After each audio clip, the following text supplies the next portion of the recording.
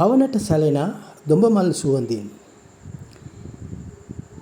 යන ගායනය මිලියන 8කට ආසන්න රසික නැරඹුම් භාර ගණනක් සටහන් කරගෙන ඇත.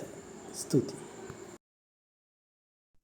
පවනට සැලනා ඩොම්ම මල් සුවන්දෙන් යළි ජනප්‍රිය වෙයි ප්‍රවීණ ගායන ශිල්පී ටී.එම්. ජයරත්න මෙයට දශක 4ක පමණ පෙර ගායනා කල් පවනට සැලනා ඩොම්ම මල් සුවන්දෙන් නම් ගීතය මේ වන විට YouTube මාධ්‍ය තුල වේගයෙන් ජනප්‍රිය වී තිබේ. 2025 ජනවාරි මස 18 වැනි දින YouTube අඩවියට එක් කර ඇති එම ගීතය මේ වන විට මිලියන 8කට ආසන්න රසික නැරඹුම් වාර ගණනක් සටහන් කරගෙන ඇති. ධර්මසිරි බණ්ඩාරනායක පද රචනය කළ එම ගීතය ආචාර්ය ප්‍රේමසිරි කේමදාසගේ සංගීත නිර්මාණයකි.